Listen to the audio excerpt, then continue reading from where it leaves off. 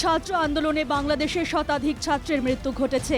সংরক্ষণ নিয়ে সুপ্রিম কোর্টের রায়কে স্বাগত জানিয়েও ছাত্র সমাজ জানিয়ে দিয়েছে আন্দোলন চলবে। শতাধিক ছাত্রের মৃত্যুর প্রেক্ষিতে আন্দোলন চলবে।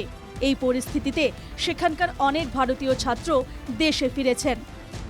অগ্নিগর্ভ বাংলাদেশ থেকে ঘরে ফিরলেন পর্বতঝোড়ার জালাবিলা গ্রামের রাশিদুক ইসলাম। তিনি বাংলাদেশের একটি মেডিকেল কলেজে MBBS এর ছাত্র।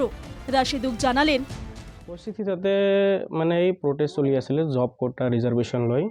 তো 55% ৰিজাৰ্ভেশ্যন চলি আছে তাতে। এনে মানে বাংলাদেশত জব অপৰচুনিটি কম, তাৰ ভিতৰত পপুলেশ্যনো বেছি। তো এইটোৱে মানুহৰ লাগি গৈছে একদম, মানে এনেও ইমান পঢ়া শুনা কৰিও মানুহ তাতে জব নাপায় মানে। বাংলাদেশের অশান্ত পরিস্থিতির মধ্যে সুস্থ শরীরে ঘরে ফিরে আসতে পারায় ভারতীয় দূতাবাস কর্তৃপক্ষকে ধন্যবাদ জানিয়েছেন রাশিদুক। এইটো ধন্যবাদ জনাম আমাৰ ইণ্ডিয়ান এম্বেচি, সিহঁতৰে ডিচিশ্যন আছিলে এইটো, আৰু সিহঁতৰে এৰেঞ্জমেণ্ট আছিলে, সিহঁতৰে অৰ্ডাৰ আছিলে এইটো। তাৰপিছত কলেজে এইটো মানে লৈছে একশ্যন। পিছত আমি সিহঁতৰ কাৰণে আহি পালোঁ মানে বৰ্ডাৰলৈকে। নহ'লে পৰিস্থিতি তাতে বেয়াই আছিলে, ৰাস্তা ঘাটত যাতায়াত ব্যৱস্থাটো ৰিস্ক আছিলে অকলে কৰাটো। বাংলাদেশের ছাত্র সমাজের প্রতিবাদী আন্দোলন প্রসঙ্গে উচ্ছ্বসিত রাশিদুক।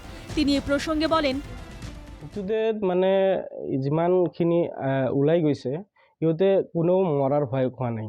ফাৰ্ষ্ট কথা, চবৰে এইটো মানে ভিতৰৰ প্ৰব্লেম, আৰু চবেই মানে নিজৰ ল'ৰা ছোৱালীৰ গাৰ্জিয়ানো কোনো ল'ৰা ছোৱালীক মানা কৰা নাই প্ৰটেষ্ট কৰাৰ কাৰণে। চব মহিলা ল'ৰা চবেই ওলাই গৈছে। আৰু ইতিমধ্যে অফিচিয়েলি ডাটাত যদি চাওঁ 150জনৰ নিচিনা 150 নিচিনা অলৰেডি ডেথ হ'ল, আৰু বাকী হাজার হাজাৰৰ ইনজাৰ্ড হৈছে।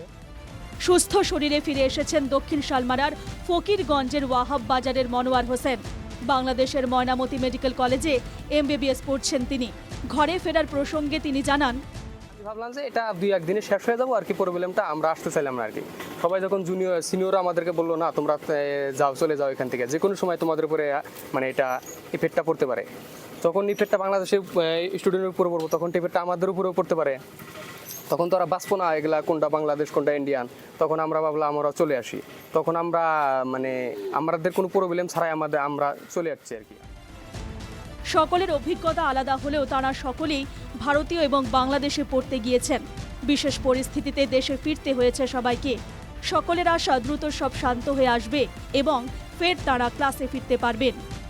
Bureau report, NKTV Bangla.